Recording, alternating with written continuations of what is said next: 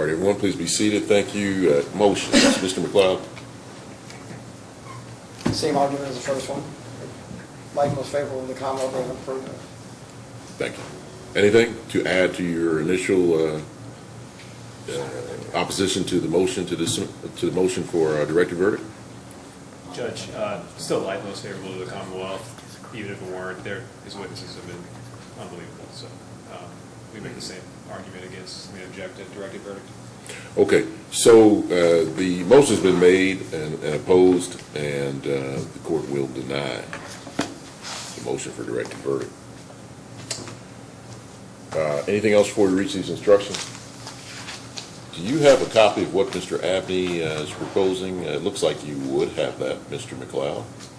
Did you receive those from Mr. Abney yesterday? Probably did.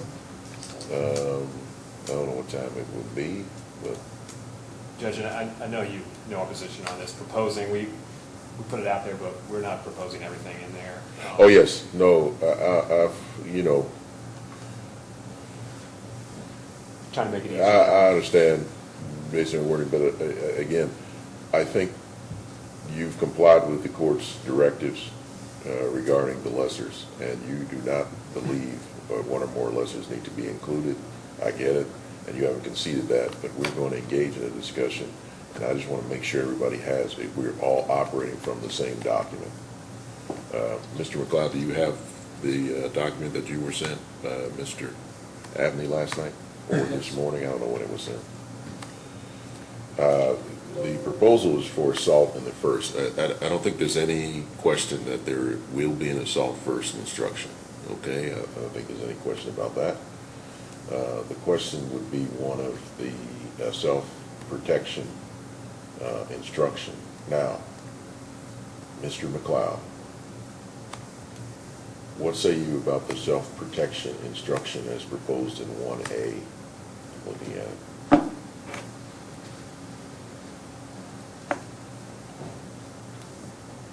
I'm okay with it. You okay with that?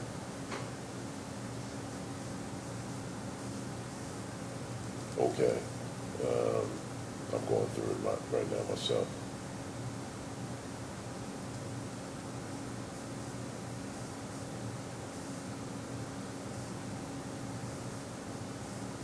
Okay. So, you know, we'll return to any particulars. And I say, you know, kind of wording that we need to kind of adjust, but we've got the self-protection instruction, and Mr.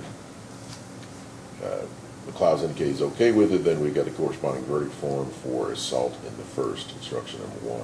Then we'll reach instruction number 2, assault in the second. Now, it is here. What is the Commonwealth's position as to assault in the second? Is the Commonwealth opposing an instruction for assault in the second? Mr. Abney? Judge, I would oppose this. I'd oppose this, and I don't think it's merited. I definitely don't think assault fourth degree is merited. Mm-hmm. Well, we'll reach that momentarily, but assault second. I don't think that there's been a serious challenge to the seriousness of her injury. I don't think it's been reasonably called into question. So if they're going to say that he was acting in self-defense, it was justified for him to act in self-defense, and that was what was going on in his head, then I get that that would be a defense to assault in the first degree. But there's nothing in that defense that would require an assault in second degree instruction. I mean, it's either she was harmed intentionally, given this serious physical injury, or she was harmed intentionally, given this serious physical injury, but he was acting in self-defense. I think those are kind of the theories that have been put out there. So I think it'd be unnecessary to give them these middle ground theories when that really hasn't been put in front of the jury. Mm-hmm. So, in your opinion, where's the rub here with the assault second specifically? I understand that you are opposed to these lesser being given at all, but if I were to ask you what particularly is your reason why you are opposing the instruction for assault in the second, how would you answer that? And I am asking you So please be particular. The seriousness of the injury, Judge, the assault in the second degree would have them find that it's just an injury. So the defense has to produce something saying that this lesser is required, or something has to come out saying that this lesser is required. And I think it's pretty clear that someone that has a gunshot wound like this and her humerus snapped in half and it's a serious physical injury, I don't think it's really up for debate. If you're, and again, you're doing so at the course instruction, I assume that this was taken from Cooper's, but in C, on a reading on instruction, number 2, assault in the second, C1 would say intentionally caused a physical injury. C2 is an or wantonly caused serious physical injury, or C3 caused serious physical injury under the circumstances described in D2. And it goes through and puts forth what would qualify under serious physical injury as defined there by C2 through otherwise, privileged act of self-protection.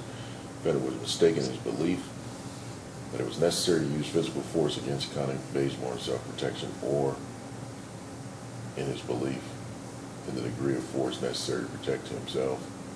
And when the defendant caused serious physical injury to Connie Basemore, he was aware of and consciously disregarded a substantial unjustifiable risk, that he was mistaken in that belief, and that his disregard of that risk constituted a gross deviation from the standard of care that a reasonable person would have observed in the situation.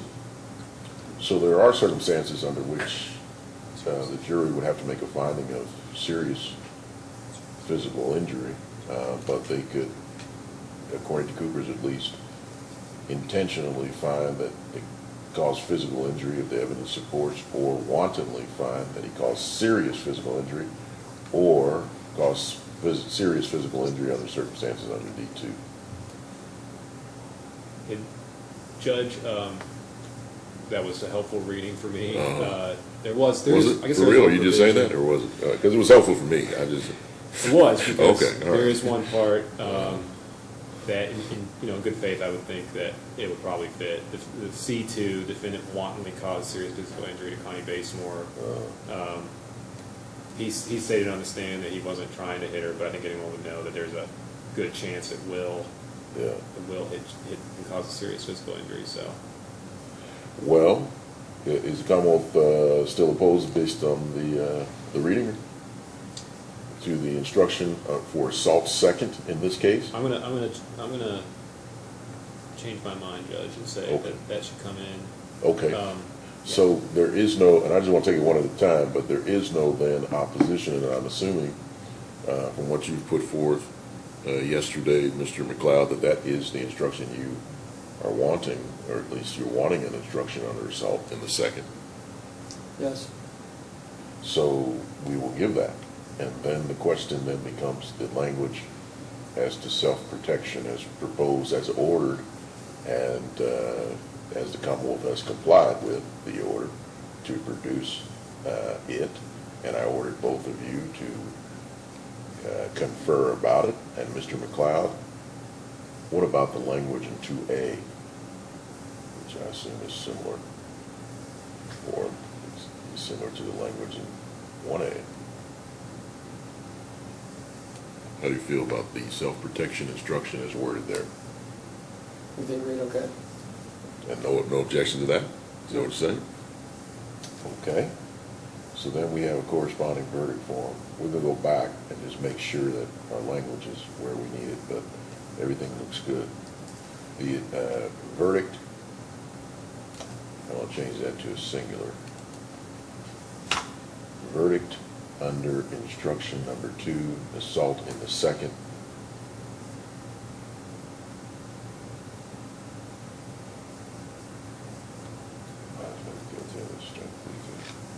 Okay. So we reached the final proposal, and again, this is put forth at the direction of the court, not that the Commonwealth is asking for it. But there is a proposal for assault in the fourth.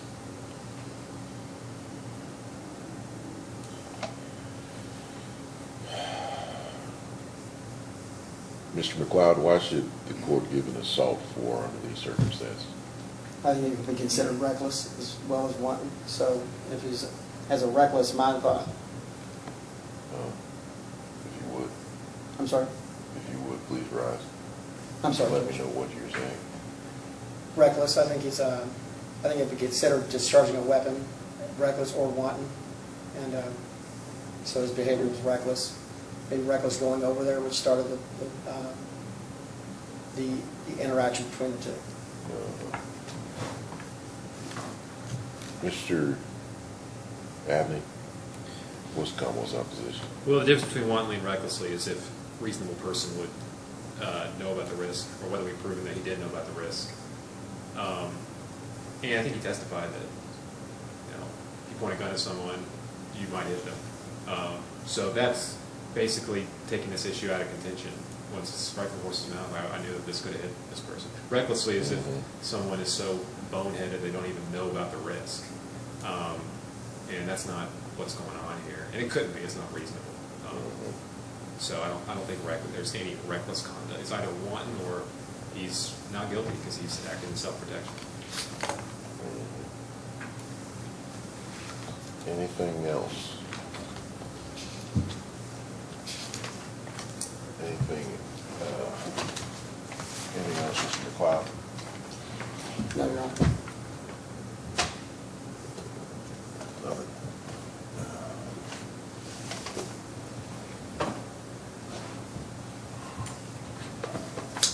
Wait 1 second.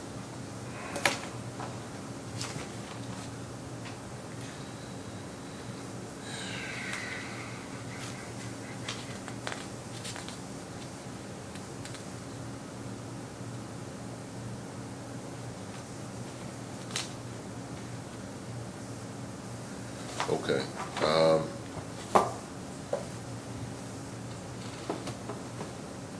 Look, I'm not going to give the instruction on the fourth degree. I don't think the evidence supports any determination that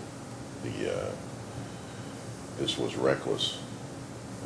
If I'm not making any determination, Mr. Basemore, okay, I'm just called upon to just wait and just if it did happen. That it would have happened recklessly. I don't think the evidence supports that, and so I'm not going to allow that. I'm not going to give that instruction. So there'll be two substantive instructions: the assault first and the assault second. Each of them followed by the self-protection language, and hopefully that's narrowly. And I just need to look it over, but I want the self-protection language and each instruction to be narrowly tailored to the preceding offense. And I assume it is. I just haven't gone over it with a fine-tooth comb. But that's the intention, right? That each self-protection argument would be particular, or instruction would be particular to the preceding substantive instruction as to the offense. Right? That's the intention. That's the intent. It was kind of a collaborative effort putting these together. So okay, I've good. gone through it myself and make okay. sure that well, that's the way it should be, shouldn't it? It should be it should be. I don't think yeah, we should. why would it be Like we said, and Mr. McLeod, he should be involved as well because nobody wants this to go with some funny looking instructions. It might look bad when somebody else looks at it. Is there a reason, a method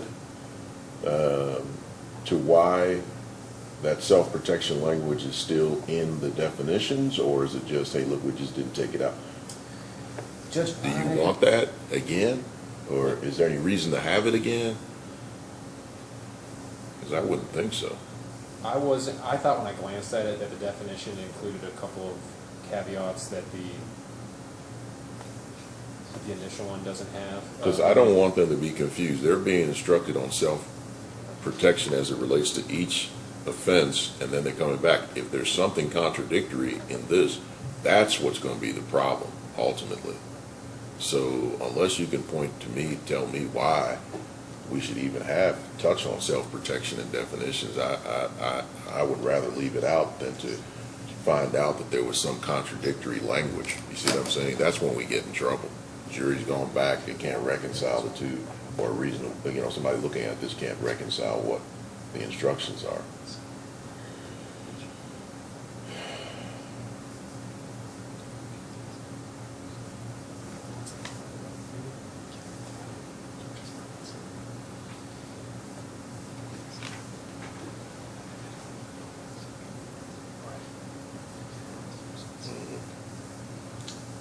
Judge, glancing at it, it does look like the one that's in the definitions. There's a method to my madness. It's not just that I have these rules that everybody got to stand up and what have you. Sometimes I'm not paying attention, but it's that you're quicker and more efficient on your feet.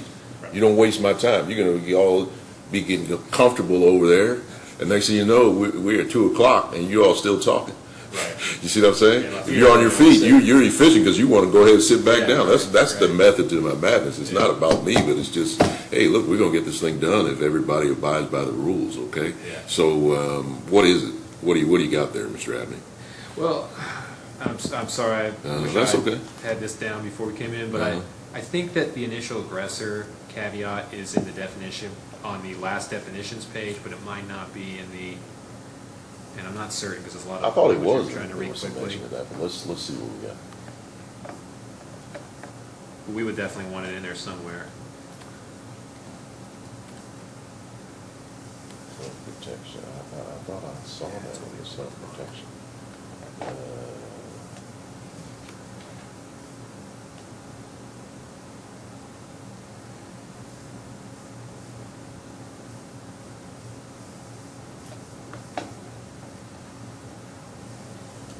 Well, maybe I'm seeing things.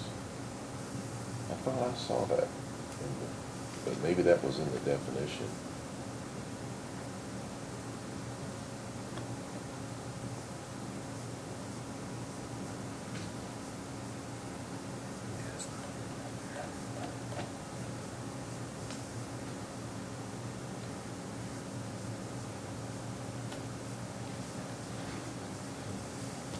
Okay, let me take a look at the initial aggressor language.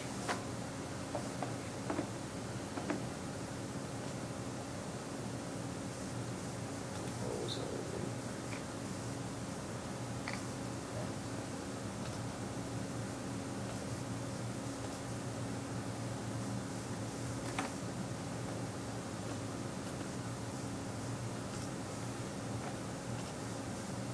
Okay, so what are you seeking to include here?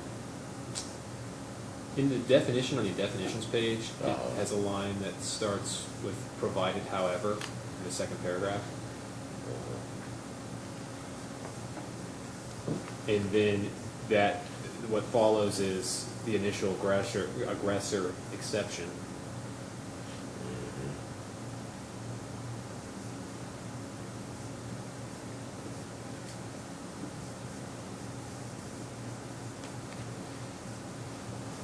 And I think that absolutely be justified by the evidence in the case. I don't think it's in the. Well, no, I It's think further so up. too. I don't know, I just, yeah. So, your proposal above, where did you get the self-protection language from? Was that a, This is a template that's going around in my office, Judge.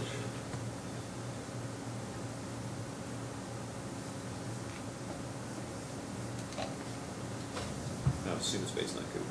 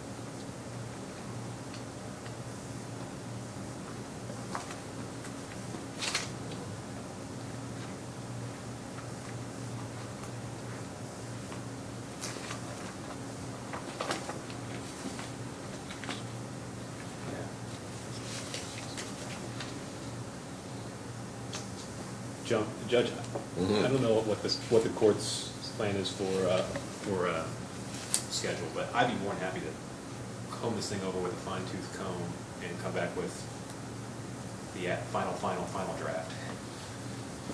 Well, that would be good. I mean, what time frame can you get it done at? That's the thing. We got an hour.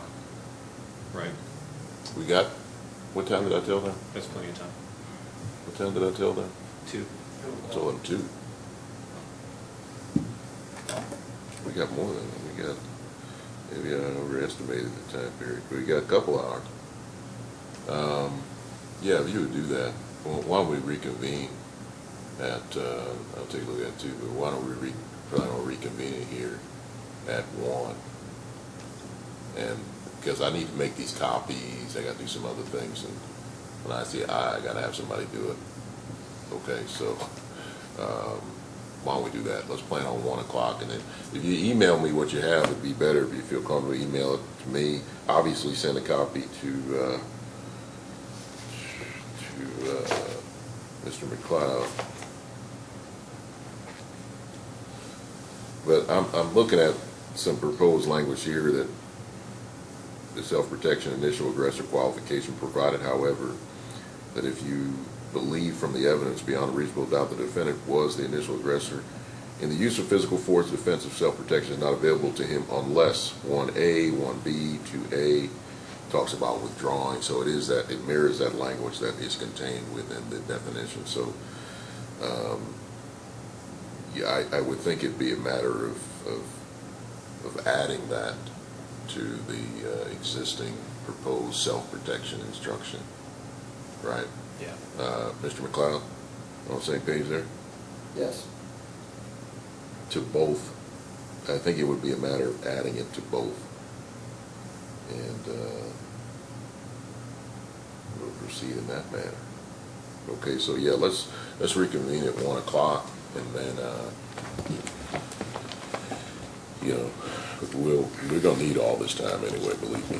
By the time we finish making copies, we'd be pushing right up against 2 o'clock. Anything else we can take care of that we have not addressed at this time? No, sir. Okay. Oh, I was gonna address, our testimony's over with, but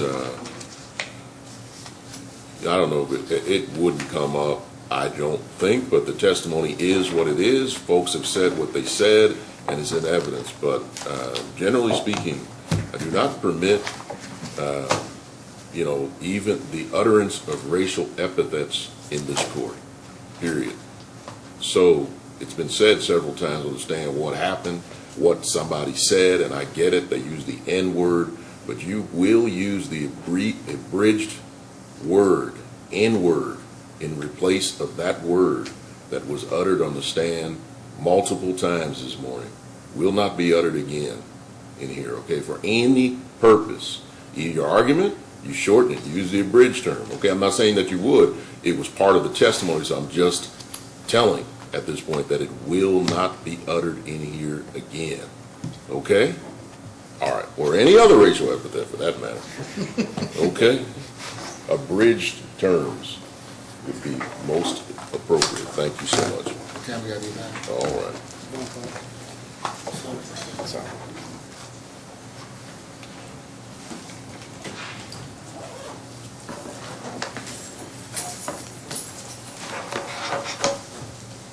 And, oh, Mr. Abney, while you're at it, verdicts, I'd made that one change, but this is obviously an earlier copy. I think one of them said, like, verdicts under instruction, so you get that extraneous S, if you would, on the, I think it was the verdict form under instruction number 2. Okay. Okay, and then anything else you see, I'm gonna look over what I have, and if I see something, you know, in terms of commas, periods, anything, That should probably take care of all the typos. Okay, you think so? I doubt it. Yeah. All right, I'll see you at 1 o'clock. Thank you.